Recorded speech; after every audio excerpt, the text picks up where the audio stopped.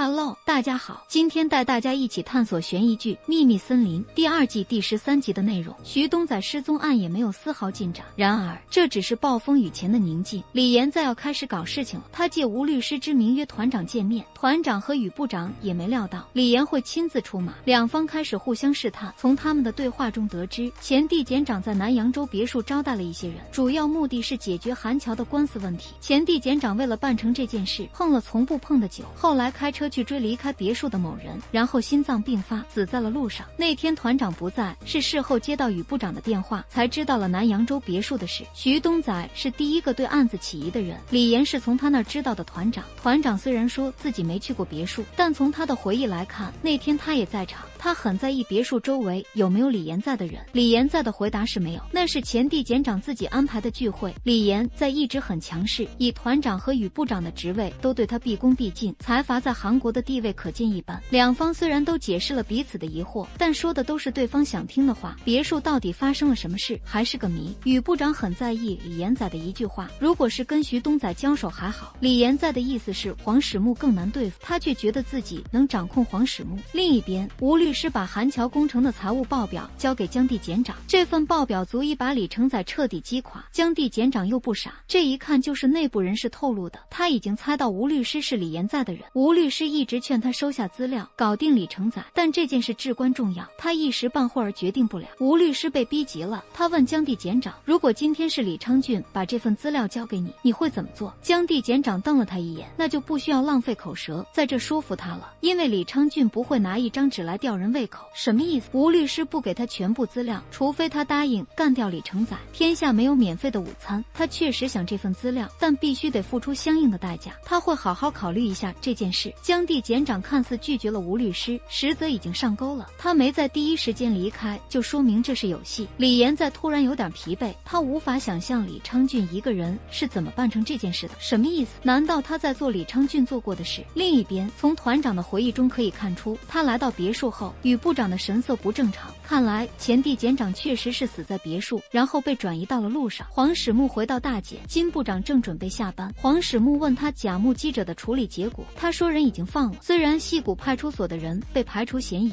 但照片上不是出现了警察手表吗？所以凶手还是警方的人。黄始木越想越不对劲，金部长这是在暗示他，还是在误导他呢？他突然想起一件事，目击者有前科，之前的案子是水源地检刑事2部负责的，而金部长就在水源地检工作过。难道目击者是金部长安排的？这会没人。黄始木来到金部长办公室，里面有张照片让他念念不忘。照片里的地板和凶手送来的那张照片上的地板有点像，黄始木怀疑是金部长搞得的鬼。这时滴的一声，有人刷卡进来了。黄始木来到门口，门外有人，是金部长。金部长杀了个回马枪。金部长也发现自己办公室有人，看了眼黄始木的桌子，然后门被打开，黄始木被打个正着。金部长问他这是几个意思，是想偷东西还是想体验一下当部长的感觉？既然金部长已经替他找好理由，那就顺杆往下爬呗，想体验一下当部长的感觉。天亮后，团长给韩汝珍好好上了一课，首先是挑拨下韩汝珍和黄始木的关系，毕竟黄始木是检方的人，还是不能太过信任。就像目击者被证实是假的那天，于请他喝咖啡，虽然什么都没说，但肯定不会是喝咖啡那么简单，所以无论私下关系多好，都不能太过信任对方。他这很明显是在给韩汝珍下套，不想让韩汝珍和黄始木走得太近。然后是关于目击者的安排，团长认为是检方策划的这件事，但现阶段不能去盲目的打听，只要把目击者监视好就行，万一出现对警方不利的情况，立马把目击者带回来。团长说完后该韩汝珍，韩汝珍有一事相求，让他继续调查徐东在失踪案，他又是撒娇又是乞求，结果团长还是不同意。另一边，江地检长开始思考要不要入局，只有他点点头就能彻底拿下李成宰，但问题是东西肯定不能白拿，而且干掉李成宰不就成全了李岩在吗？只是个诱饵，一个他无法拒绝的诱饵，一山不容二虎，兄妹俩肯定要走一个。李成宰不是李岩在的对手，他插手只是让李成宰提前灭亡而已，就算什么都不做，李成宰也早晚会被灭掉。最重要的是他干掉李成宰可以立功，而且什么后果都不用承担。不久后，东部地检发表声明，已经掌握韩乔工程违法乱纪的证据，宇部长派黄始木去看看什么情况。黄始木在东部地检门口注意到一个人，吴律师。江地检长接连听到蒲光秀的名字，他意识到这件事不简单。黄始始木问他浦光秀到底会不会喝酒，有人说的滴酒不沾，有人说偶尔喝点。据江地检长的了解，浦光秀滴酒不沾，那么就是妻子撒谎了。黄始木又问浦光秀有经济压力的事是不是真的，江地检长有些意外，这是一般人可不知道。浦光秀的弟弟做生意亏了不少钱，他们几个老同学在葬礼上说好要保密的。黄始木很快便发现问题所在，浦光秀的秘书怎么会知道这件事呢？江地检长把吴律师抖了出来，吴律师也提过浦光秀的名字，说是客户本来找到是浦光秀，后来却交给他处理了。江地检长跟吴律师提过缺钱的事，黄始木记的秘书说过，浦光秀出事那天可能是去见什么重要的客户，他管江地检长要吴律师的联系方式，想问问那个被抢走的客户是谁。江地检长一咬牙说就是负责溺水案的那个吴律师。黄始木在楼下见过他，他立刻联想到江地检长对付李承宰的证据是吴律师给的，在他过来之前，吴律师就在这间办公室，他能拿到韩桥工程的内部资料，说明他李延在的人。黄始木又去见了浦光秀的秘书，他推测浦光秀的财务问题是吴律师转达给秘书的。秘书有点好奇为什么用转达这个词，黄始木做出解释，吴律师也是从别人那听说的。秘书这才反应过来，吴律师和浦光秀不是老熟人，他就是听吴律师提到了财务问题，财务认为两人关系很好。黄始木又问了下被抢走的客户是谁，秘书却否认有客户被抢走。得知吴律师也是近期才找到秘书后，黄始木起疑了，徐东在查这件事就算了，吴律师居然也在打听，原因是什么呢？怕自己一不小心也像浦光秀那样横死路边吗？浦光秀是前官，吴律师也是，不对，跟韩桥的人见面不用跑那么远，难道重要客户是司法界的高层？浦光秀和江地检长是老同学，而江地检长所在的东部地检一直盯着韩桥的财务问题不放，难道所谓的重要客户是江地检长？黄始木问了下女检察官，现场周围有没有适合秘密会面的地方？据女检察官的了解，那一带有很多私人别墅、餐厅之类的公众场合几乎没有。女检察官想去拜访一下黄始木，她有点问题想请教。黄始木在大检办公室接待了他。徐东在失踪前负责的最后一个案子是一个校园暴力案，那3个学生最近又闯祸了，把 KTV 老板揍了一顿，然后把人关在仓库里跑了，手法和徐东在失踪案很像。他带来了几张照片，从照片上看好像关系很好，其实都在欺负中间那个学生。这3人坏得很。女检察官查了一下，案发当天他们和徐东仔的行动路线有重合的地方，徐东仔从梨泰院路过，那3个学生也去过梨泰院。黄始木开始帮他分析，偶遇的可能性很低很低，梨泰院距离案发现场有10分钟的路程，假设是在梨泰院偶遇，那是怎么到达案发现场呢？除非是提前约好了见面，但从徐东仔他通话记录上看，没有跟他3人联系过。黄始木打消了女检察官的疑虑，这个女检察官总是让黄始木想起一个人，两人性格很像，年龄也差不多。自从黄始木看了女检察官带来的照片后，心里一直想着那件溺水案。刚开始他没发现什么，现在想想，照片有些共同之处，或许中间那个都是被欺负的。溺水案的幸存者叫小金，徐东仔给他打过电话，问团长是不是说了检方的坏话。问题是徐东仔给他打了2次，第一次是在团长拜访完遗属后，第2次是失踪前1天。第一次问团长的事还能说得通，但为什么过了一段时间又要问相同的事呢？而且只问了小金，没问遗属。如果想找团长的把柄，应该联系遗属才对啊。徐东仔会不会是看到照片后发现溺水案那3人的关系也不正常，所以才打电话给小金的呢？可徐东仔也没跟女检察官提起过，他跟女检察官说了很多事，但唯独没提溺水，或许是想多了吧。说起女检察官，黄始木又想起了故人永恩秀，如果永恩秀还活着多好。扯远了，继续说溺水案。溺水案的3人是初中同学，高中和大学都不同校，把上初中时欺负自己的人带到海边淹死，而且还等上了大学才报仇，也太腹黑了吧。2人原本只是怀疑小金，但韩汝珍查到了一件事，小金曾在案发现场附近居住过。难道徐东在失踪真是小金干的？不久后，小金把车停进车库，韩汝珍找上门了。小金一看警察，目光在周围扫了一圈，然后说进来谈吧。他再次确认了一下周围没人，这是要灭口的意思吗？就在门快被关上时，黄始木来了。他有点怕黄始木，因为案发时黄始木在现场，他怕黄始木察觉到了什么。一听2人提到徐东在的名字，他拔腿就跑。黄始木立马去追，韩汝珍没去。徐东在说不定被关在这儿，救人要紧。小金这家伙拼了命的跑，看来徐东在的事真是他干的。秘密森林第2季第13集的故事到这里就结束了。徐东仔的案子终于有了实质性进展，谁能想到凶手竟然是溺水案的幸存者？